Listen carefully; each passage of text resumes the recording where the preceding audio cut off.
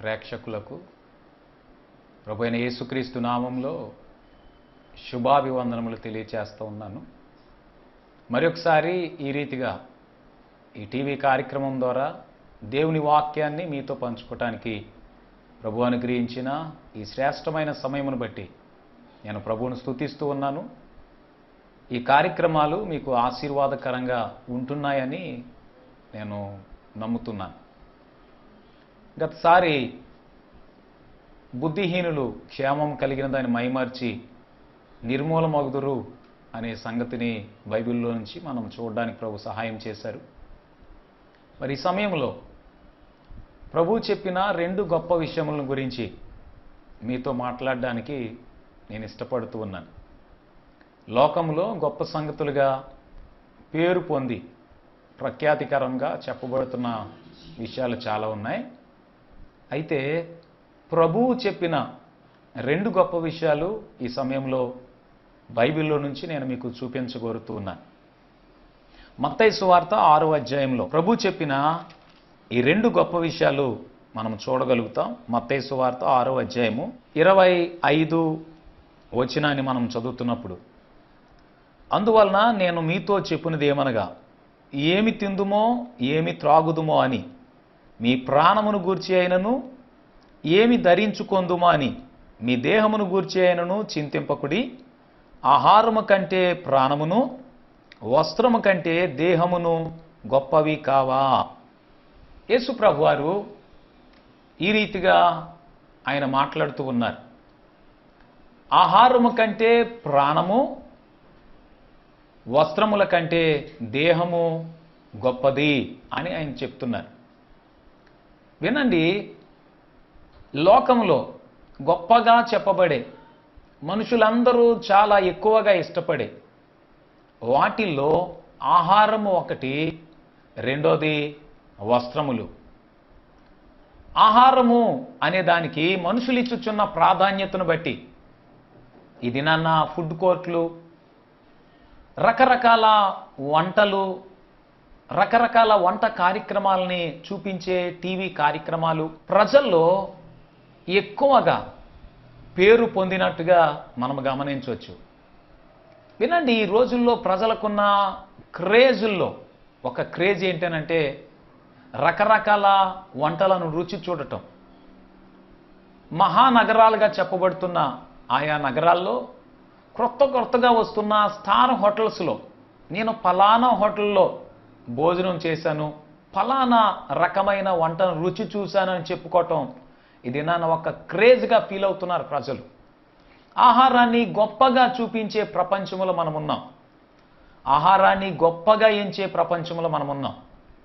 అయితే వినండి, లోకము ఆహారాన్ని చాలా గొప్పదిగా చూపిస్తూ ఉన్నప్పుడు యేసు ప్రభు వారు చెప్తున్న మాట ఏంటనంటే, ఆహారము కంటే ప్రాణము గొప్పది అని ప్రభు తెలియచేస్తూ ఉన్నారు.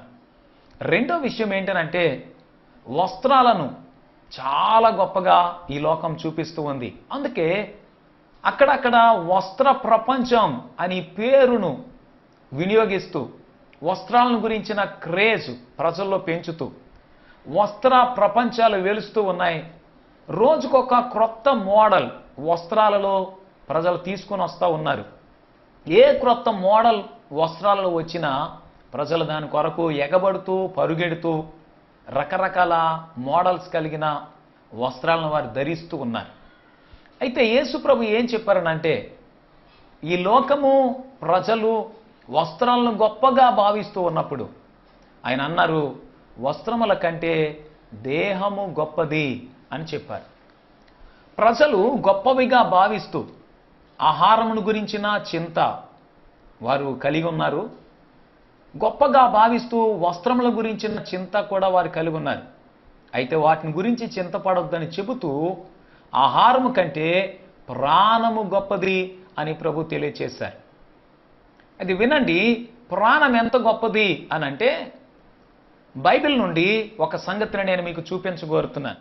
చూడండి, లూకా సువార్త 12వ అధ్యాయంలో ధనవంతుని భూమి సమృద్ధిగా పండడాన్ని మనం చూస్తాం. సమృద్ధిగా పంట పండిన ధనవంతుడు ఏమనుకున్నాడనంటే, నా కొట్లు విప్పుతాను, పెద్దవి చేస్తాను, ఆహారాన్ని నా ఆస్తిని అంతటిని వాటిలో సమకూరుస్తాను, అనేక సంవత్సరాలకు సరిపడా ఆహారము సమకూర్చబడింది కనుక నా ప్రాణమా తిను త్రాగు సుఖించు సంతోషంగా ఉండని చెప్పుకుంటాను అని అనుకున్నాడు. యేసు ప్రభు చెప్పిన మాటను మనం గమనిస్తే ఆహారము కంటే ప్రాణము చాలా గొప్పది. ఎందుకో తెలుసా? ఒకవేళ మనిషికి ప్రాణమే లేకపోతే ఆహారాన్ని ఎలా భుజించగలుగుతాడు? ఆహారాన్ని ఎవరికి పెడతాడు? అందుకే యేసుప్రభు చెప్పారు, ఆహారమును గురించి చింతపడొద్దు, ఆహారము కంటే ప్రాణం గొప్పది. ఒక పేరుగాంచిన స్లోగన్ ఒకటి ఉంది, ఒక మంచి మాట ఒకటి ఉంది. అదేంటనంటే, బ్రతకటానికి తిను, అంతేగాని తినడం కొరకు బ్రతకొద్దని. మనం బ్రతకాలి అని అంటే మనం తినాలి. ఆహారం మనకు అవసరం. ఇది నాన్న ప్రపంచంలో ఆహారం లేక రోజుకు 25,000 మంది మరణిస్తున్నారని మరి సర్వేలో తేలింది. ఆహారం లేకపోతే మనుషులు చనిపోతారు. ఒకవేళ భోజనం చేయకపోతే ఈ శరీరం కృషించిపోయి నీరసించిపోయి కొన్ని రోజులకి ఈ శరీరం మరణమైపోతుంది. అయితే బ్రతకటానికి ఆహారం అవసరం. అలాగని ఆహారము గొప్పదిగా మనం ఎంచితే దానికంటే గొప్పదని ప్రాణాన్ని గురించి ప్రభు తెలియచేస్తూ ఉన్నారు. ఆహారము కంటే ప్రాణము గొప్పది. మనలో ప్రాణమే లేకపోతే, ఈ ప్రాణం ఇచ్చిన ప్రభువును మనం జ్ఞాపకం చేసుకోకపోతే, ప్రాణము గొప్పదని మనం తెలుసుకోకపోతే, మనము సమకూర్చిన ఆహారాన్ని ఎవరికి పెడతాం? ఈ ధనవంతుడు అలా చెప్పుకున్న రోజునే ప్రభు ఒక మాట మాట్లాడారు. అదేంటనంటే, ఒక వెర్రివాడా, ఈ రాత్రి నీ ప్రాణాన్ని అడుగుతూ ఉన్నాను. నీవు సంపాదించినది, నీవు సమకూర్చింది ఎవరు అవుతుందో అని చెప్పి ఆ రాత్రి ఆ ధనవంతుడు తన ప్రాణాన్ని పోగొట్టుకున్నట్టు మనం బైబిల్లో చదువుతాం. చూడండి, అనేక సంవత్సరాలకు కావలసినంత చాలినంత ఆహారము సమకూర్చుకున్నాడు, కానీ ఆ రాత్రి ప్రాణాన్ని పోగొట్టుకున్నాడు. ప్రాణాన్ని పోగొట్టుకున్న అతను ఆహారాన్ని ఇప్పుడు ఎవరికి ఇస్తాడు? ఎలా భుజించగలుగుతాడు? అందుకే ఈ కార్యక్రమాన్ని వీక్షిస్తున్న ప్రియ దేవుని బిడ్డలైన మీరు ఆహారము కంటే ప్రాణము గొప్పదని మీరు తెలుసుకోవాలని కోరుతున్నాను. ఇది నన్ను ఆహారం కొరకు చాలా ప్రత్యేకమైన ప్రాధాన్యత మనుషులు ఇస్తూ చాలాసార్లు దేవుణ్ణే ప్రక్కన పెట్టేసే పరిస్థితులు ఉన్నాయి. ఎందుకు అని అంటే, ఫిలిప్పీలకు రాసిన పత్రికలో పౌలు గారు అంటున్నాడు, వారి కడుపే వారి దేవుడు అని చెప్తున్నాడు. నిజమే, ఈ లోకం అంతా ఎలా తయారయ్యింది అని అంటే, ఆహారం కొరకు లేక భోజనం కొరకు ప్రభువును కూడా మర్చిపోయే మనుషులు ఈ లోకంలో ఉన్నారనడంలో ఏమాత్రం సందేహం లేదు.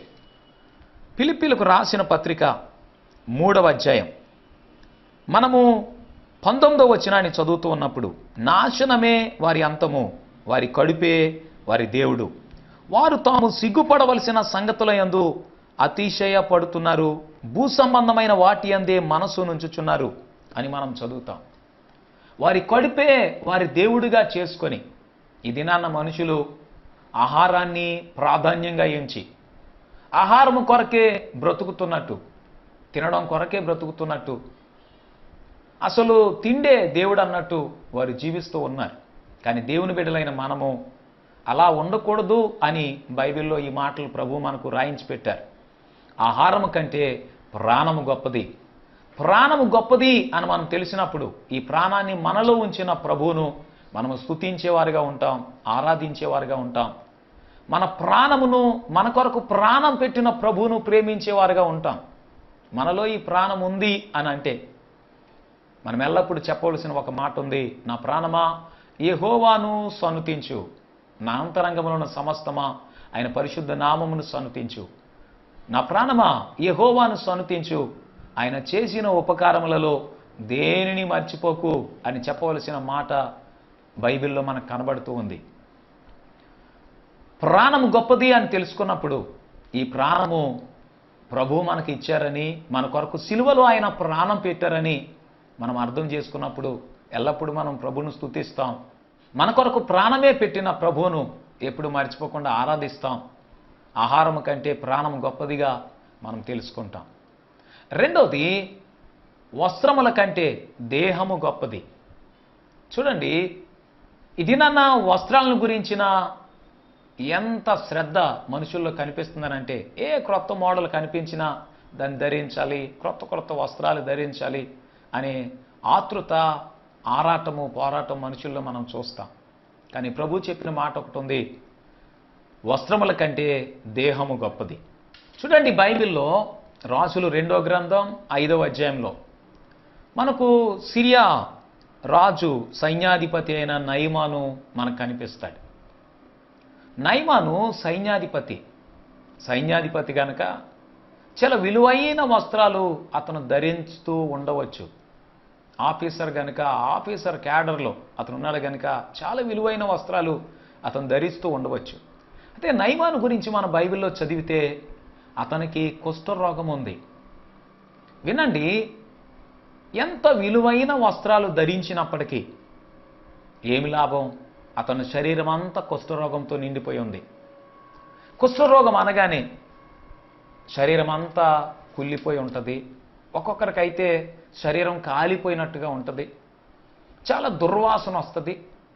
కొంతమందికి అయితే శరీరం అంతా గాయాలతో రసి కారుతూ ఉంటుంది. ఇలాగున కుష్ఠరోగముతో ఉన్న నయమాను విలువైన వస్త్రాలు ధరించే ఒక మంచి సైన్యాధిపతిగా ఉన్నాడు.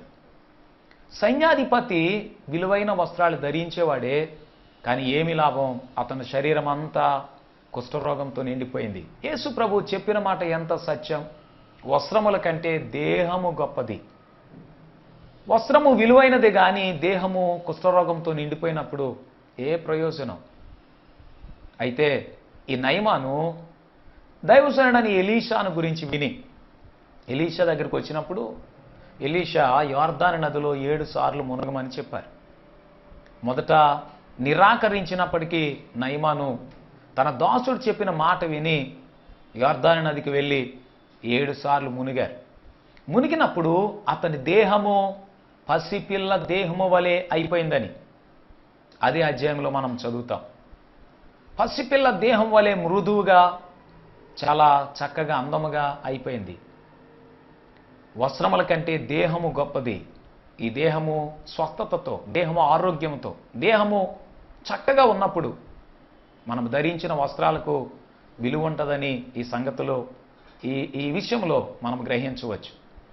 అయితే నయమాను స్వస్థత పొందిన తర్వాత ఎలీషా దగ్గరకు వచ్చి అన్నాడు, ఇదిగో నేను నీకు బహుమానముగా వెండిని తీసుకుని వచ్చాను, వస్త్రాలను తీసుకుని వచ్చాను, వాటిని తీసుకోమని చెప్పినప్పుడు ఎలీషా అన్నాడు, నీవు తీసుకొచ్చిన వాటిలో నాకు ఒక నూలు పోగైన వద్దు, ఒక చిన్న బహుమానం కూడా వద్దు, నువ్వు తీసుకొచ్చినట్టే పట్టుకుని వెళ్ళిపోమని చెప్పారు. అయితే నయమాను వెనక్కి తిరిగి వెళ్ళిపోతున్నాడు.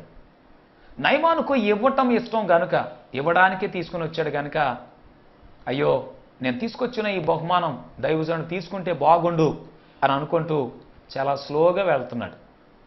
రథం చాలా స్లోగా వెళ్తుంది, నెమ్మదిగా వెళ్తుంది. మరి నెమ్మదిగా వెళ్తుంది అని చెప్పటానికి ఆ కారణం ఏంటనంటే, ఎలీషా ఈ మాట చెప్పి లోపలికి వెళ్ళిపోయారు.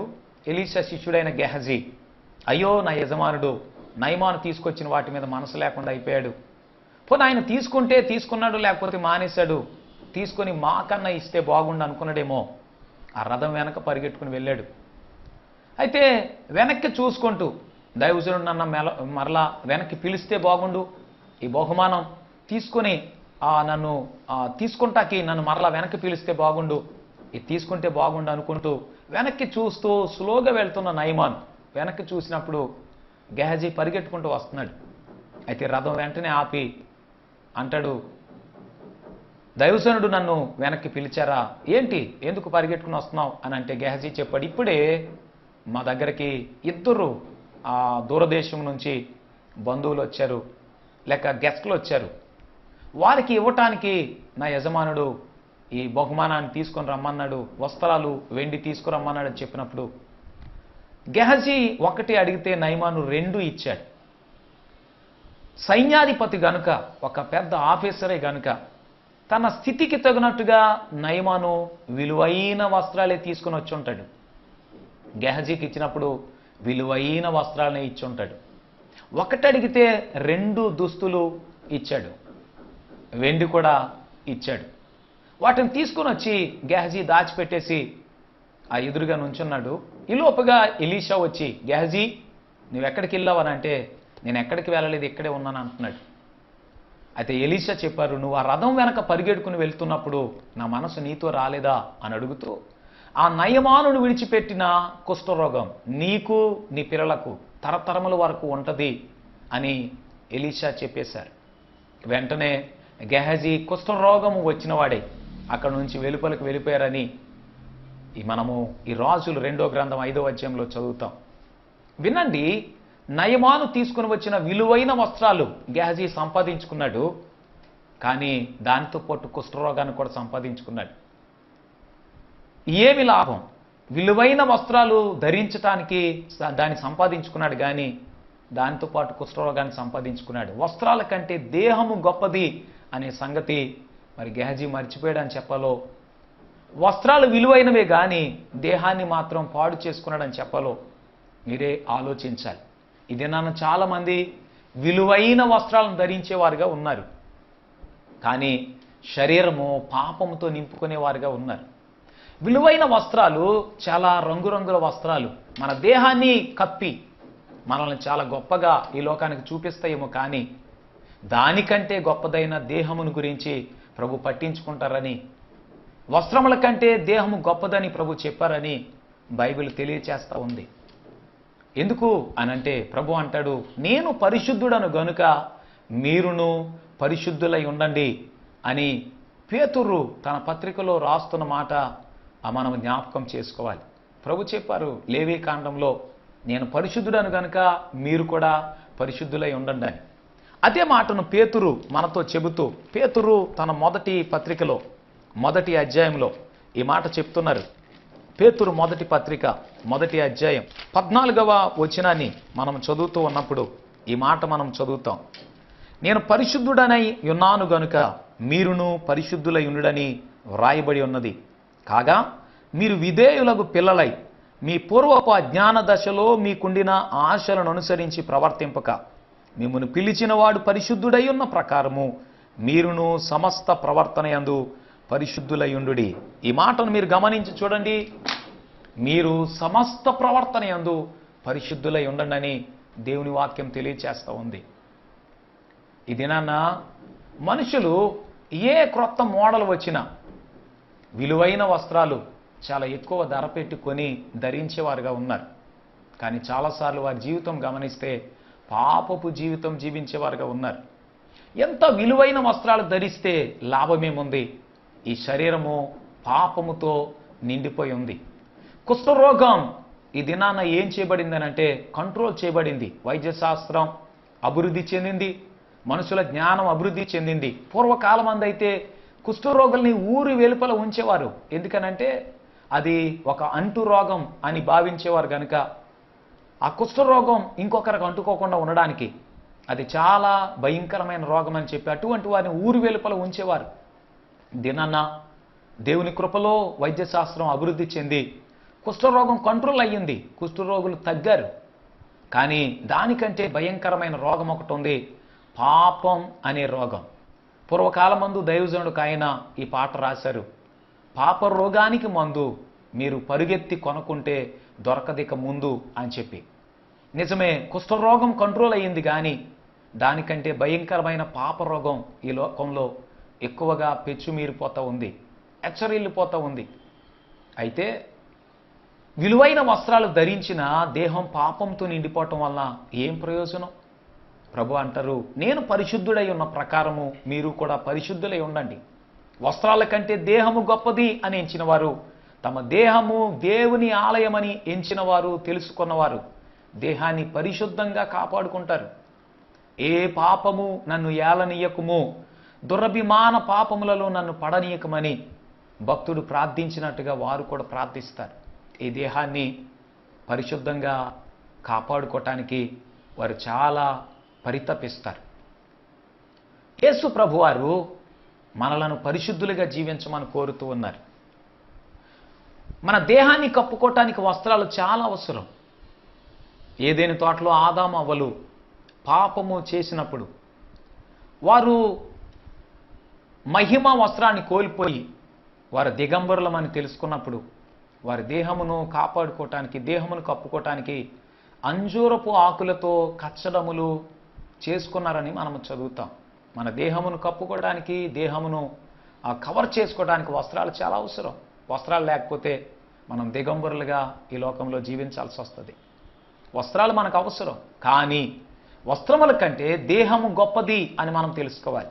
లోకస్తులు వారి ఇష్టానుసారం జీవిస్తున్నారు. ఈ దినాన చూడండి, పురుషులైనా స్త్రీలైనా వారు ధరించే వస్త్రాలు చాలా వింతగా కనిపిస్తున్నాయి. ఈ మధ్య ఒక యవనస్తుడు మందిరానికి వచ్చాడు. అతను ధరించిన జీన్ ప్యాంట్ నేను చూసినప్పుడు అతనితో చెప్పాను, ఆ యవనస్తుడితో, అయ్యో చిరిగిపోయిన ప్యాంటు వేసుకుని వచ్చారు, మంచి ప్యాంట్లు లేవా అని అంటే అతను అంటాడు, ఇది ఇప్పుడు మోడల్ అండి పాస్టర్ గారు అంటున్నాడు. అంతేకాకుండా ఇది చాలా ఎక్కువ ఖరీదండి అంటున్నాడు. నేను అన్నాను, అరేరే ఇలా చిరిగిపోయింది, ఇది ఎప్పుడుదో ప్యాంట్ అయి ఉంటుంది, పాతది వేసుకుని వచ్చేవేనట్టి, మంచిగా ఉన్నది కొత్తది వేసుకు రావాల్సింది కదా అని అంటే, కాదు కాదు ఇది కొత్తదండి, ఈ మధ్యనే కొన్నాను, ఇది ఎక్కువ ఖరీదైన ప్యాంటు అని చెప్తున్నాడు. చిరిగిపోయిన ప్యాంటు ఈ దినాన వారికి మోడల్గా అనిపిస్తూ ఉంది. లోకంలో చాలామంది చిరిగిపోయిన వాటిని వారు గొప్పగా భావించి ధరిస్తూ ఉన్నారు. అంతేకాకుండా స్త్రీలు నెట్ మోడల్ అని చెప్పి ఈ చేతులు బయటికి కనిపించేటట్టు, స్లీవ్లెస్ అని చెప్పి చేతులు లేని బ్లౌజులు, చేతులు లేని డ్రెస్సులు వారు వేసుకుంటున్నారు. అంతేకాకుండా బ్లౌజ్ యొక్క మోడల్ చూస్తే వెనక తాళ్ళు కట్టుకుంటారు, వీపంతా వెనక కనిపిస్తూ ఉంటుంది. అది ఎంత సిగ్గుకరం, ఎంత భయంకరం. అలాంటి వారిని చూసినప్పుడు నాకు అనిపిస్తుంది, ఇంకెందుకు ఆ జాకెట్ లేకుండానే, బ్లౌజ్ లేకుండానే తిరగొచ్చు కదా అని. లోకంలో చాలామంది ఇది ఒక కొత్త మోడల్ అని చెప్పి వారు సిగ్గు విడిచి అసలు మోడల్గా చూపించే ఆ డ్రెస్సులు వారి దేహాన్ని బయటికి చూపించేటట్టుగా ఉన్నాయి. కానీ దేవుని బిడ్డలైన మనము మన వస్త్రధారణ, మన అలంకరణ దైవభక్తి కలిగిన స్త్రీలకు తగినట్టుగా, దైవభక్తి గల వారికి తగినట్టుగా ఉండాలని ఈ కార్యక్రమం ద్వారా మీతో నేను తెలియచేస్తూ ఉన్నాను. ఎందుకు అనంటే, దేహము దేవుని ఆలయం, మనం ఈ లోకంలో దేవుని బిడ్డలమని ఈ లోకం చూస్తున్నప్పుడు మనం ఈ లోకానికి మాదిరికరమైన జీవితాన్ని మనం జీవించాలి. మన వస్త్రధారణ దేవుని బిడలకు తగినట్టుగా ఉండాలి అని నేను మీకు తెలియచేస్తూ ఉన్నాను. అంతేకాదు, వస్త్రాల కంటే గొప్పదైన దేహాన్ని పరిశుద్ధంగా కాపాడుకోవాలి. మనం పరిశుద్ధంగా జీవించడానికి లోకంలో అసలు ఒక చిన్న అవకాశం కూడా లేదు.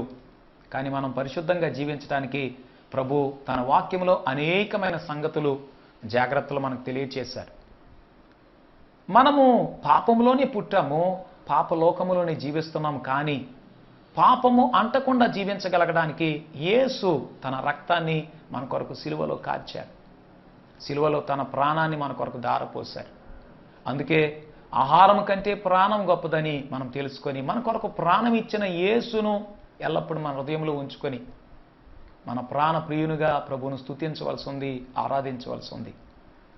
వస్త్రముల కంటే దేహము గొప్పదని మనలను మనం పరిశుద్ధంగా జీవించడం కొరకు, పరిశుద్ధులై ఉండడం కొరకు మన ప్రవర్తన అంతటి మీద ప్రభు అధికారాన్ని ఒప్పుకొని ఆయన ఆజ్ఞలను అనుసరిస్తూ, ఆయన వాక్యమును అనుసరిస్తూ మనం పరిశుద్ధంగా జీవించవలసి ఉంది.